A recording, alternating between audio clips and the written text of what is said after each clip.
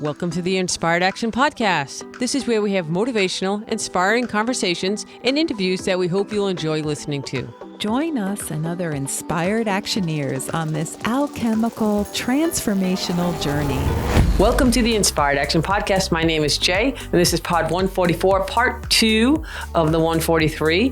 And I'm here with my co-host, as always, Leta Herman. Yes, and welcome back, everyone. And we're excited to continue our interview with Deng Ming-Dao. We really enjoyed exploring what creativity is about in life. And it's not about talent. It's about showing up. Ming-Dao shares this wisdom about building a daily practice, tuning into authentic inspiration and trusting your inner compass. And it's for creativity. It's for artists. It's just for people. You can use this on all facets of your life. In this conversation with Ming-Dao, we talk about the role of an artist in society, the healing and potential of creative expression, Leta. It's so important for me as an artist, as a student of Daoism, as a student of alchemy. It just really resonated with me personally. And we talk about how to reclaim your attention from the world who's trying to take it from you all the time. I talk about this with our clients and with our students about how there's so many distractions. I call it the anti-social media, but we're just trying to really talk about how you can get that back for yourself. So it's a conversation about art, yes, creativity, yes, but it's more about that. It's about the inspired art of living, which is something near and dear to both of us in our hearts. So I hope everyone enjoys this second part of the conversation. And if you want to check out anything, go to the alchemylearningcenter.com. We have lots of stuff going on there. And before we begin, we just want to say we're really excited. We just launched a new book, Cultivating the 13 Ghost Points. So you can also check that out on the website. Yes. And if you're listening to this in the future, time travel back or go wherever you buy a book in the world and pick it up. That would be great because we would love the support. And we're so grateful to bring this information out to the world. Yes. So thank you for listening to the Inspired Action Podcast. Thank you. Thank you. I love this idea of these voices because when we're teaching alchemical Chinese medicine, we say a lot that we do long treatments a lot. When you're in a treatment with someone, you may get an idea. And we always say, wait a few minutes, wait before you speak, because whatever you say is going to insert into that healing process. So this makes me think about that idea of healing arts. The healing arts, it's as well an art form as the visual artist's art form, in that if you make a mistake, you get immediate feedback from the person. Oh, I think this about your mother. It's no, they might have quite a reaction to something that you say that's a good idea in your mind, but it wasn't a good idea for the treatment. So it's very similar. This isn't about, creativity, but in my experience, when I've healed from something, I often will have a flashback, a memory of when this happened, and we're talking about, some physical pain and so on. And it's been long forgotten, but then the memory of how that injury happened or that was concurrent with the injury will come back to me. But this is important too, this kind of introspection, this kind of revelation. And that's why it's important to distinguish all the different ideas and feelings that come from inside us. They're not all going to be the muse, right? You have to distinguish between all these things. And still, when we're talking about inspiration, sometimes it's not enough, right? Sometimes just having the idea isn't enough, or what if the idea is not a very, interesting one? You have to then look at it and really work with it. Yeah, I often say that your heart has to align with the idea and develop the passion for it in order for it to actually get executed. You can have a lot of ideas, but if your heart isn't buying it and you don't feel that impetus to move forward, I call it giving ideas feet. They need some passion from within you, because otherwise we have 1,000, 10,000 ideas a day, probably. But let's contextualize that. That means that some part of you knows the truth. That means that some part of you is keeping track of your path and where you're going and is making choices. Yeah. right? It's not a quixotic, capricious thing that goes, I don't like that. There's something that's guiding you if you find it and put your trust in it. And so what we should say to pair with being sensitive to these voices in inspiration is the importance of emptying yourself in meditation. Because emptying yourself and having it completely silent and blank allows you to reassess the voices when they come back. And it's important to clear things out. And you won't lose anything. It's like, oh, well, if I, empty myself, will anything happen again? Yes, it always comes back, but it comes back in a way that allows you to look at it with fresh eyes, right? So, but think about the heart and that trust that you have. A lot of people aren't very connected to that. They don't believe in it, or more importantly, they've been taught not to believe in it. Yeah.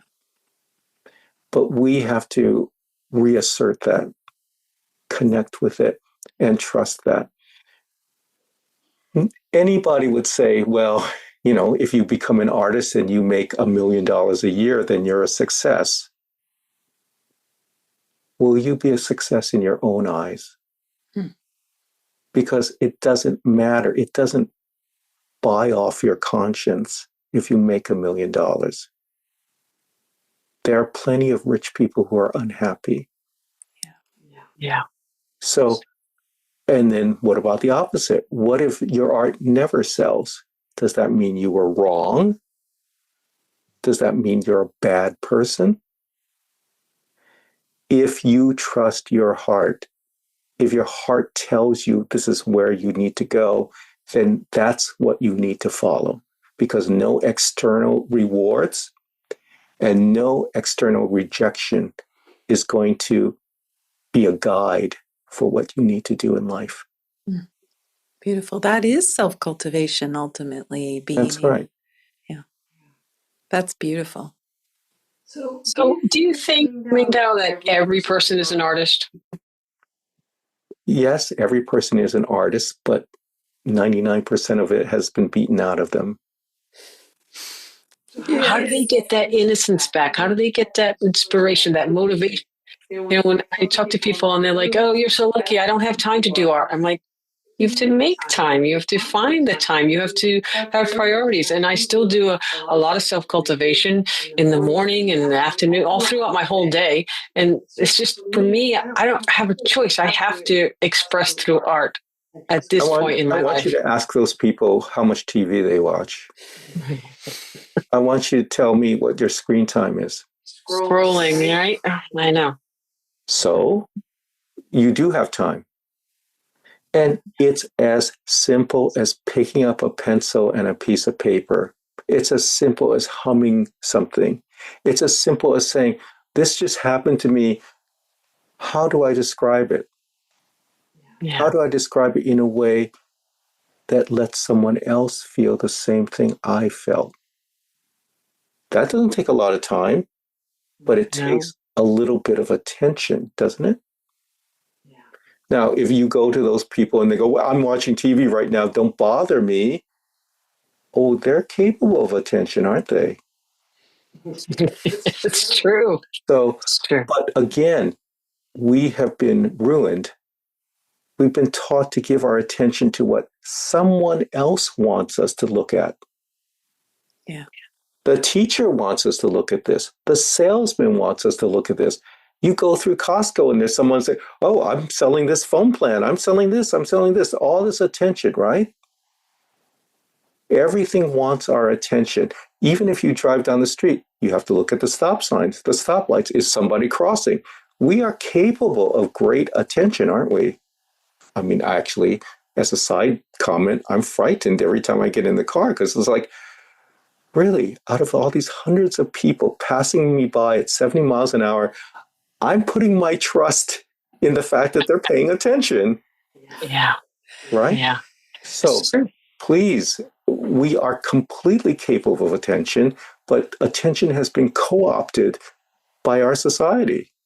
And we have not been allowed to say we deserve attention for our own purposes. Even to meditate. Why are you meditating? What are you looking at? What are you paying attention to? We're not allowed to define what we want to attend to. Can we do that? And all you have to do is start little by little and shift. And here's the other part. People think, oh, but I'm no good. Oh, I tried to draw this and it doesn't look like the real thing. Or my hand is shaky. Doesn't matter. That's where you are. So anybody who's been a parent, do we mock a 3-year-old for not having the mind of a 30-year-old? We don't. But we won't extend that same kindness even to ourselves. So if you're not good at drawing or painting or music or whatever, and furthermore, you haven't ever been encouraged to be that way, naturally, it's going to take you some time to build up. And we're back at day by day again. Yes. Yeah. I mean, when I read that sentence, that simple thing you wrote, practice every day, I'm like, that's the way every day you get better and better. And we do 100-day challenges. And so, that's a framework, a little accountability. And, if that's, we're just trying to find baby steps to get people to commit to themselves. It doesn't really matter to us. It matters to them. Those are the things. Just get a sketchbook and write in it every day. I love that. And let it be crap. Right. If you didn't feel like anything that day, just go, scribble, whatever, yes. Right? But after a while, when you look back in the last 5 days, all you did was go, well, then you think, well, maybe I can do a little bit more. Yeah. Right? And then guess what? It's also a process of elimination. Because we're talking about how do you find your inspiration, but also how do you let go of things that maybe don't deserve your attention anymore. That's interesting. The idea of drawing 12 fish. And you go, well, no, actually what I wanted to do was draw a bird. Now I don't have to draw a fish anymore. Right? But you won't know it until you externalize it and assess it. And that's how you progress. I love this idea of the progression too, because we have so many acupuncturists that listen to this podcast, and I just keep making correlations to healing arts. As we treat people as a healing art, we sort of advance our own understanding of ourselves. We get the healing just as much as the people in the treatment room coming to see us. Because, like an art form, we are going through so much deep understanding of ourselves as healers. And as artists, I think this is the same exact process. It's this process of every day a new iteration of yourself shows up. In this case, in the studio versus the clinic. It shows up and it's an investigation of self, and it moves forward. So I really like that idea that you just said of the progression of it each day. Let me make 2 points in response. One is, surely a healer who's been working for 5 years is more skilled than one who's been working for 5 days. Yes. So again, we're back to day by day. A healer who has been working for 30 years is going to be much more skilled than someone who just got out of school. Yes? Yes. And we just dismiss that as being, oh, that's just experience. But could it be that the actual involvement in this changes the person? That they actually become a different kind of person? Now, if you look at that, if you look at somebody you admire who is, has been practicing acupuncture for many decades, that's the result of self-cultivation, isn't it? Mm-hmm. But the second point I want to make is that somebody who heals is enabling life. And people are confused about this, and they look into Taoism and they look about the way and so on. Why is Tao also defined as virtue and morality? The word Tao. And you go back to one line in the Tao Te Ching that says, Tao births life and virtue fosters. So therefore, Tao is virtuous because it births and supports life. And we get confused about virtue, like, oh, it's being a good person and so on. Our assignment as Taoists is to emulate Tao. And if Tao supports life, we need to support life too. So any endeavor that supports life is aligned with virtue and with Tao. And that's what healers do. They are aligned with life. They're working with the person's chi, the very life force of the person. And so they are giving and supporting life. And is it any surprise that in turn they're sustained? That they find themselves healed? Why? Because life is a process of exchange. And the dreary truth is that so many people in life only take. They give nothing back.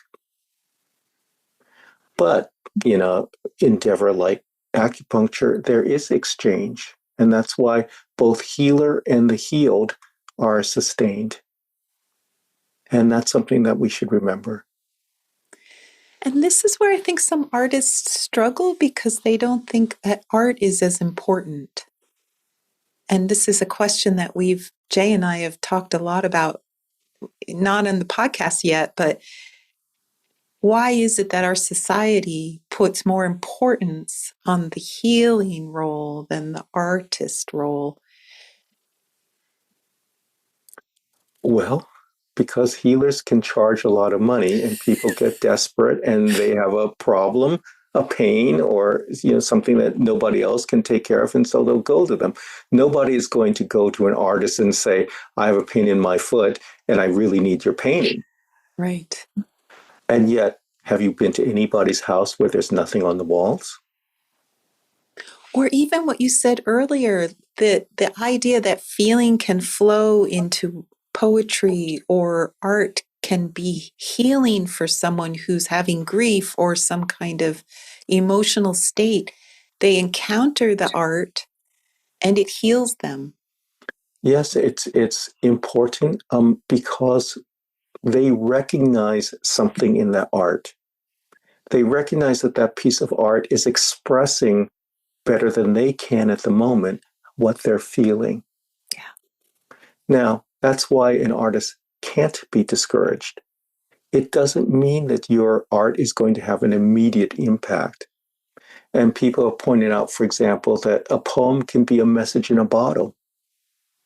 And sometimes we come across a poem and go, oh my God, this is perfect. And then we look it up and wait, this was written in the 17th century by somebody like 5,000 miles away. Is that possible? That he or she knows me so well. It's because they were in touch with something universal. And they are not concerned with whether or not they're around to collect a fee for your feelings, right? But let me turn that around for a minute. Think of all the sages, all the Chinese classics, all the literature that we have. Those authors accrue nothing. They're all dead. Why did they bother?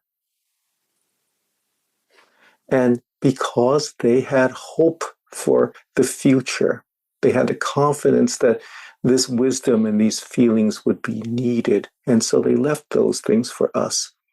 Well, shouldn't we do the same? What are we Yeah. going to leave for other people so that they similarly might be sustained, even though we will never meet them, we will never make a dime from their admiration? There's more to life than just, oh, I'm an artist to make money. That's, not very helpful, really. Do you think there's spiritual art, like like a category or spiritual art, or it's just spirit comes through the artist onto a canvas or words? Well, do you mean that there's art that's intended to be spiritual, or are you saying that there should be a spiritual component to all art? Well, if people ask me what my I don't have conventional painting. I just right now I'm in this phase where I paint when I'm meditating. I have like colors or different things, so I then paint in the studio what comes through if I try to recall that time, which was that morning or the night before. And so I feel like it's not commercial as far as I'm trying to sell it, but I feel like there's like a infusion of me in my self cultivation, whatever level that is, into that work. And it's kind of what you said. I'm not trying to sell it. I'm not trying to make money. I'm trying to express what I do. And I love what you wrote about not putting in human figures in your work. And so I have this thing I've been this past maybe year or so, I've been putting in like a little symbol of what it's me meditating. And so I did it like a little shape. But I love that idea of not putting too much humanity, of trying to make someone feel something.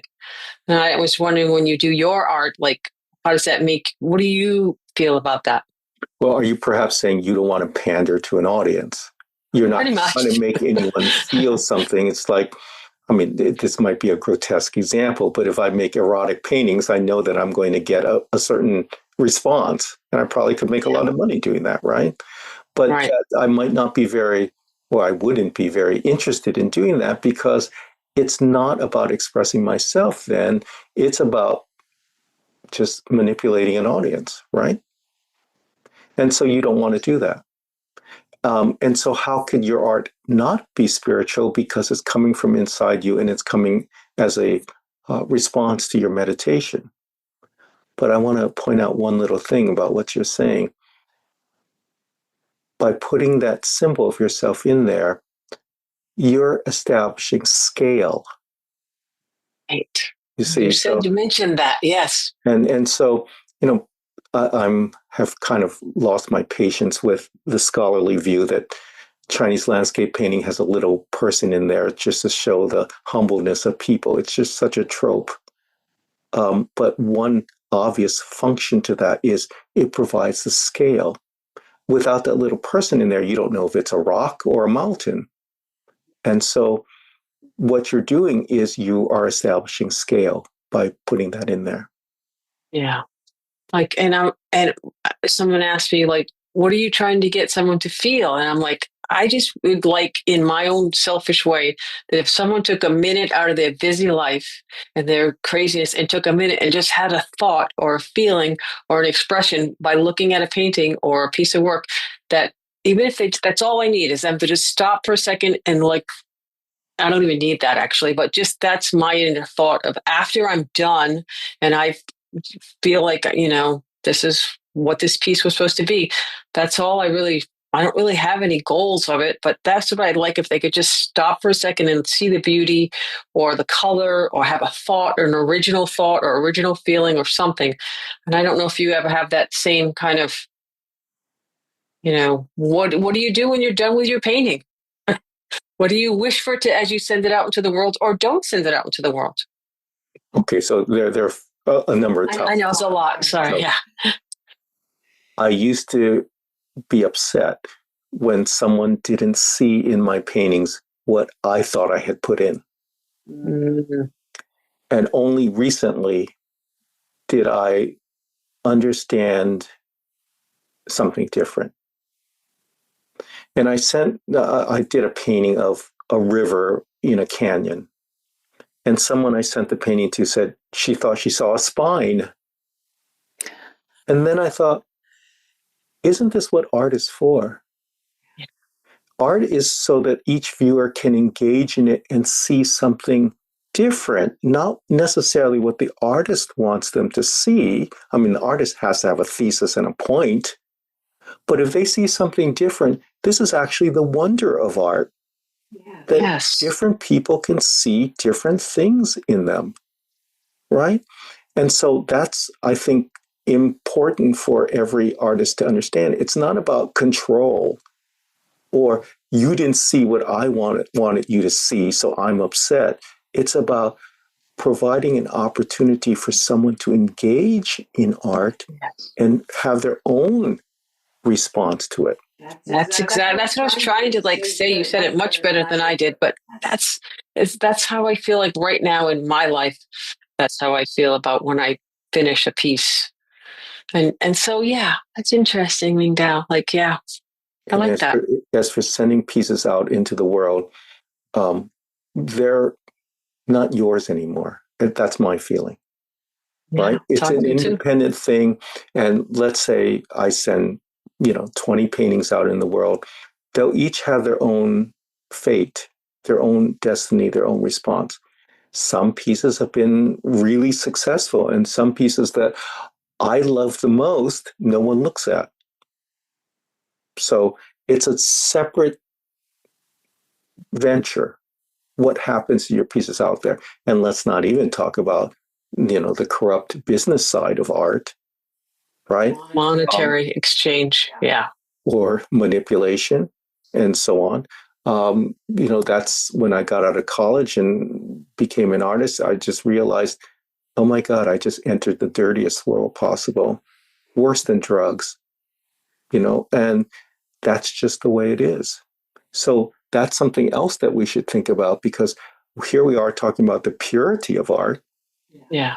and yet the market for art is on the other end of the scale. And it's important, I think, if I were counseling a young artist, it's so important to maintain your sanity and not to give in to the demands of the art world, because they are quixotic, they are capricious, and they are exploitive. So that's another topic, right? But Yes. none of this is possible unless we stay with the unless we say centered in the idea of being an artist, being creative, and having integrity in what we do. Yeah. That's really nice too. I know that whole art world thing is another whole conversation because, you know, the Wu Wei, the inspired action, the purity, that's really what I love to talk about. I mean, every moment of my day, just creativity. I don't think about it. I just am creative. And as I'm sure with you as well, it just, whatever you do. It Yeah, I makes think me that's an important distinction. It's not, creativity isn't an activity, it's a state of being, right? Yes. You brought up Tai Chi. What are you using? Your four limbs, your body, right? It's not, I mean, yes, there are weapons and so on, but it's really about what comes out of you. And even if you're talking about a weapon, unless you put your own chi into it, it's just a thing. Yeah. So it's still about you doing something with what you have, what you were born with.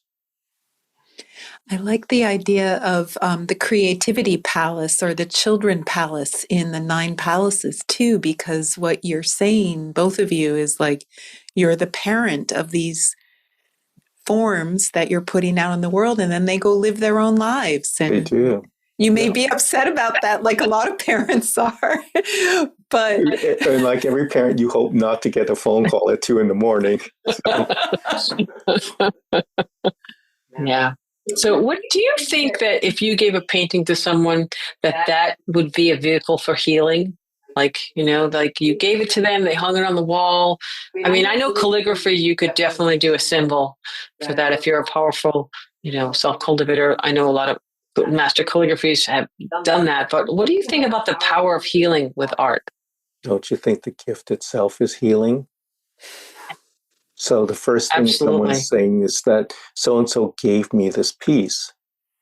And if they treasure it and they focus on it, I mean, this is not about, the utility of the piece or the content of the piece. That's a secondary question. The fact that it was given to you is in itself makes it an amulet, a talisman for healing, right? Because the good wishes of the person go with it. Do you realize anything good in life has to be given to you? You ask someone to, love you, they have to agree. If you're good to your children and they want to come home, right? Somebody opens a door for you that you couldn't open yourself. Someone decides to mentor you. Even if you are in trouble on the street and someone comes and picks you up, none of that is about money, right? Yeah. We, again, have been so deluded by our society that we have forgotten the importance of goodwill and what a gift is. And I don't think there's anybody successful in life who hasn't been given gifts. Absolutely. So someone gave something to you. Now, if they gave something to you, let's say it's a painting or scroll or whatever, there's something for you to enter. So do you know that the traditional Chinese paintings, the painters aren't depicting a real place? You can't go somewhere and say, well, where's that mountain? Where's that waterfall? And the Chinese writers themselves are saying the painting is a journey through the mind. So someone gives you a painting, it doesn't have to be a landscape. It's a journey through their mind. They're giving you a kind of mandala, if you will, a place for you to go. And, if it's a good piece of art, it's going to mean something different every day. Yes. I mean, if you've ever had that experience of a great painting and you go back and you see it and you go, wait, I see it differently today. Same painting, the painting hasn't moved, the paint hasn't left the canvas, nothing, but you see it differently. How can that not be called transformative? Yeah, it's true. Right on.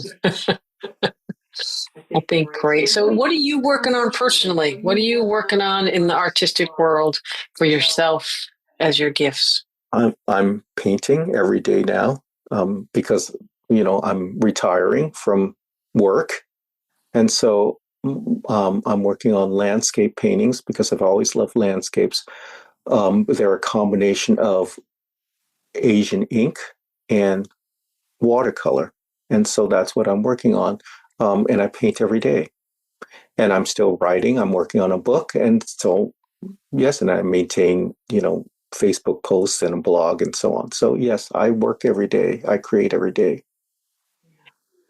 Do you think that we've been around this planet for a while, we've seen a lot of experiences, parenting and relationships. Do you think that your art matures as you get older and now you have more time that you can be like, this is my time, I'm doing my different mediums or whatever? How do you think that matures with each person as they go through the art stages? Because I'm not the same artist I was 20, 30 years ago.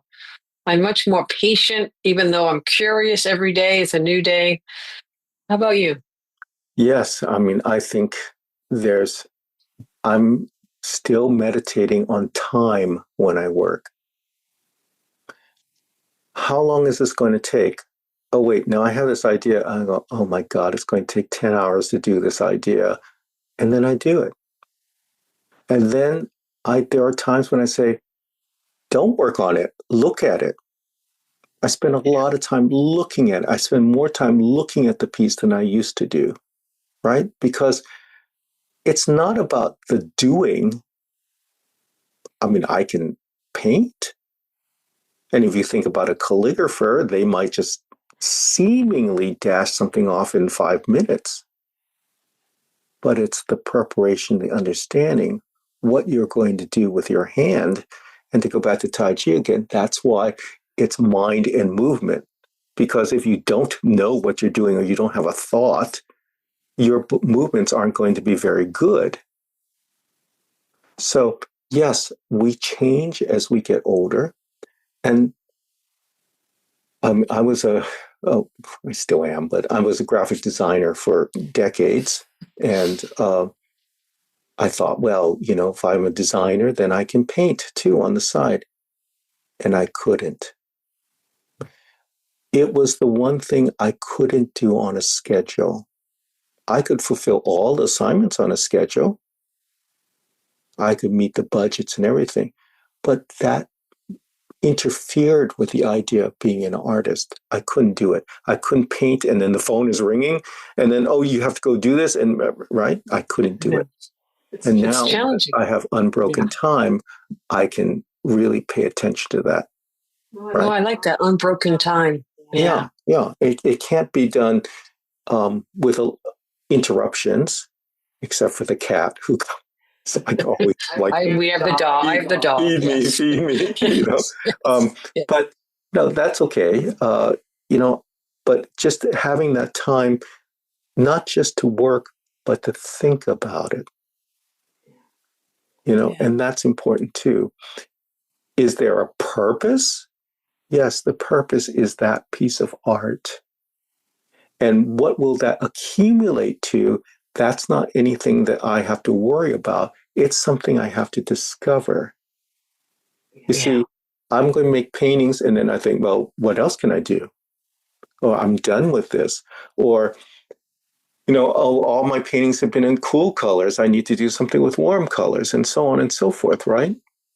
And where will that end up? I don't know. But if I can't commit myself to that process, who will?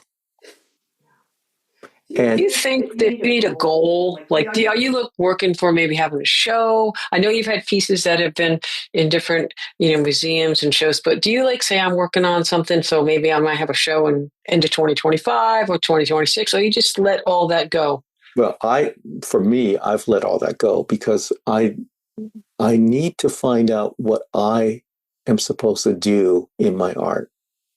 And if I think this is the trend now, or, I'm going to target this curator, or, then to me, that's false.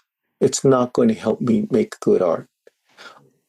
I make paintings I don't understand. Yes, it was what I intended to make, but why? And at the end of every painting, I look at how much work it was, and I think, this person is insane. It's like, who would do all this work? I need to find out the answers to those questions. I need to find out why I feel compelled to do it. I need to find out what the content is that I'm supposed to discover. And I don't know what that is. If I could tell it to you, it wouldn't be any good, because the only way it can be articulated is through the work itself. I can't tell you I'm going to do this because, let's say I'm going to do a bunch of Daoist healing paintings. I'm sure they would be really stillborn. Yeah. If you try to shape it with intention, and this goes back to your, idea of inspiration.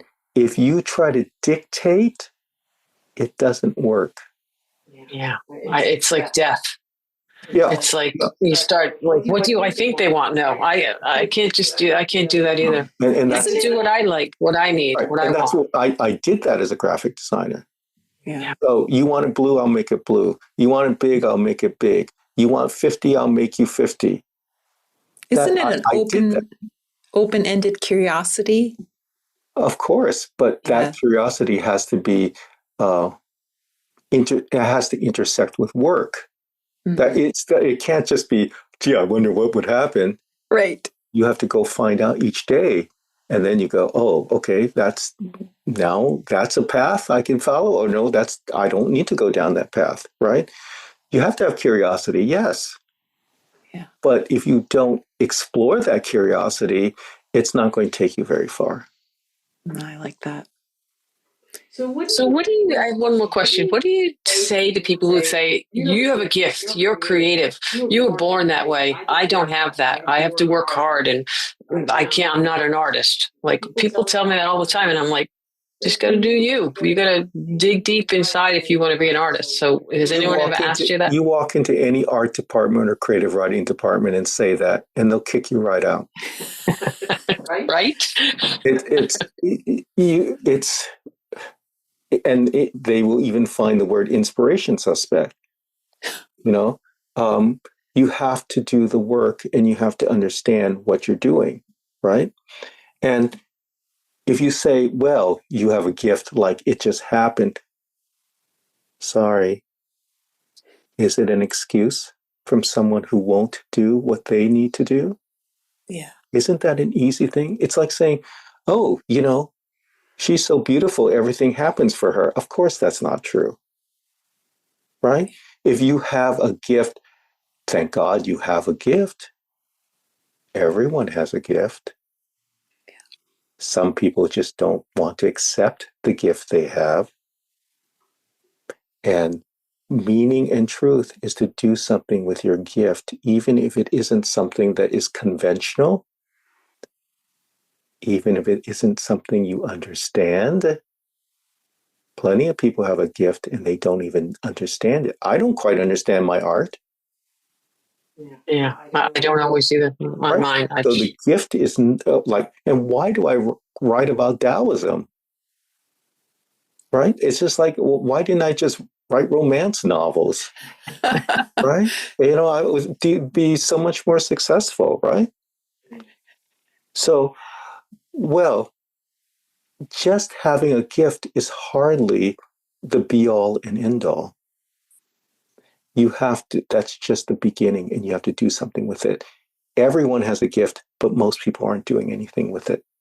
And those people say, well, you have a gift, so that lets me off the hook? Then that's obviously just an excuse.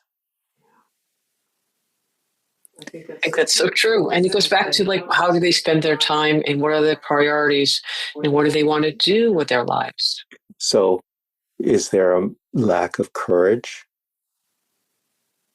Because, if you say, okay, I am going to turn the TV off, I'm going to try for a year to do this, and then you realize that you suck, you're supposed to go on to the next year. Not. Thank you, right? And suck less.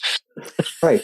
And by the way, if you change the parameters of your art and scale it to what you can do, anyone can be successful. And this is the big mistake that people make when they're saying, I want to start being creative. They try to do everything. They look at the Sistine Chapel and go, well, unless I start with that, I'm no good. Right? Yeah. But, just go down to only black paint and 2-inch canvases and make 20 of them. Something really limited. Only allow yourself 5 minutes per painting, right? You scale down the attempts to what you can do, and you'll find that the more restrictive your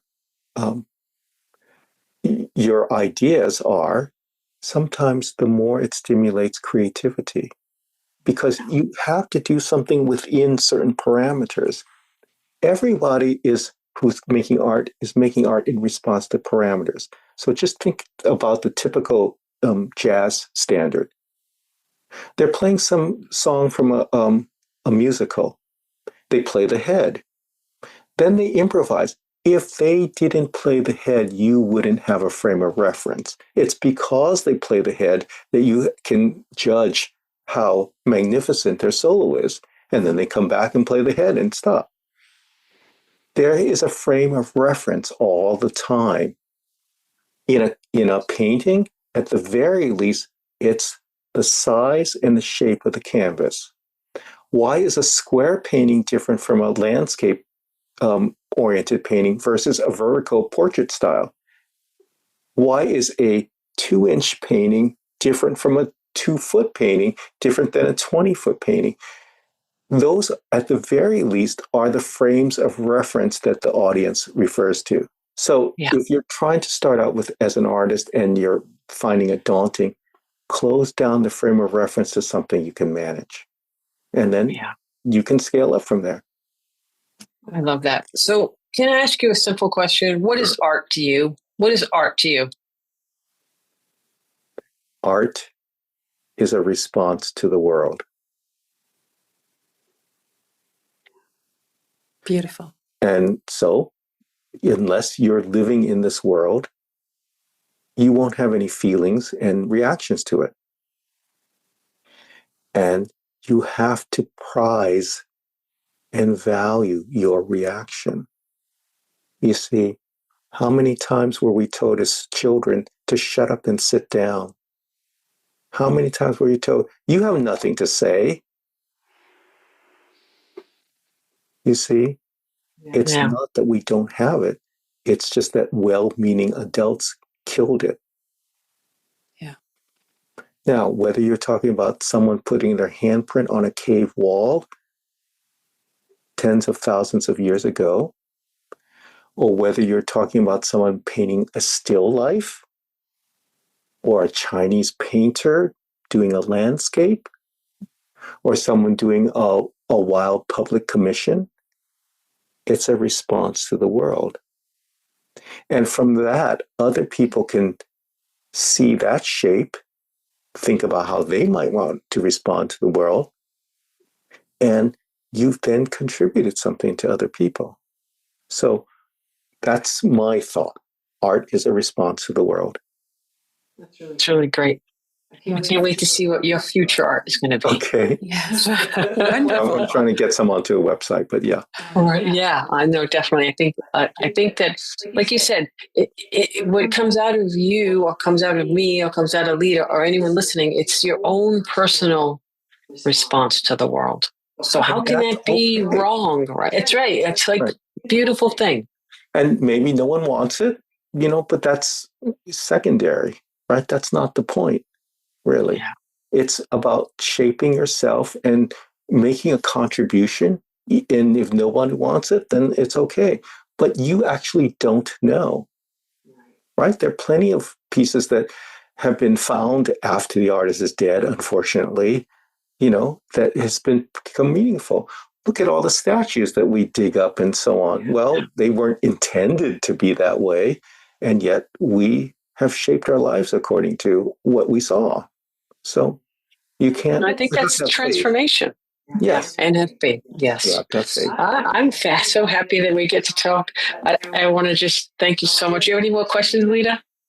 Well, just are there specific websites if people wanted to find your work, or any thing that you would like them to know about? My website is dengmingdao.com. So, that's pretty easy. That's pretty easy. And we will have that in the show notes as well. Okay, great. Well, thank you. And is there anything else that you'd like to add, or? No, it's a pleasure to talk to both of you. And I don't think that there's enough work being done to show the relationships between traditional Chinese medicine, Tai Chi, art, writing, and Taoism, and so on. I think in a traditional context, all those are of a piece. And it's not always easy to uncover that and to see those relationships. I think that one of the premises of traditional Chinese medicine is systems and the complexity of systems, how systems should work well, and so on. That goes counter to the prevailing thought that everything is down to one thing. What's the one thing that does this? What's the one cause of this, and so on? And so if we want to really benefit from the gifts of this traditional culture, we want to look at all the possibilities and understand that they always were one system that allows us to walk into it and benefit from it. So I'm glad both of you are doing this work, and it's going to be important for people to look further. Thank you for doing this work and taking the time. Yeah. And hey, I think maybe a future book on this, Ming-Dao, art, creativity. I'm just throwing it out there for you. No, I've been making notes for something like that, but again, then I get discouraged. I think, well, who's going to publish this? But I'm always, Don't think that way. Okay. Take your own advice. yeah, exactly. But yeah, there's something there. I just haven't quite found the right, entrance into it, because there's so many ideas that go beyond just art. But it becomes the art of living as well. But I'll have to work on that. Okay, fantastic. Right. Thank you so much. Thank Thank you so much for having me, and Thank I look you. forward to all the rest of your work too. Wonderful. Thank you very Thank much. you. Thank you. All right. Okay, Bye-bye. bye-bye. You've been listening to the Inspired Action Podcast, and you've reached the end. Woohoo! Why not celebrate a little bit and click that subscribe button right there? We love having you with us on this journey, and we want it to continue. You can also rate and review this podcast. And if you have already, thank you so much. We read all reviews, and your reviews help other people find this podcast as well. You can also be a part of this podcast yourself by submitting a voice recording message and emailing it to us at leta@inspiredactionpodcast.com or jay@inspiredactionpodcast.com. And if you want, you can join our Facebook group or follow us on Instagram. Join us next week for another Inspired Action conversation. And thank you for listening. Thanks for listening, and remember to hug the dog.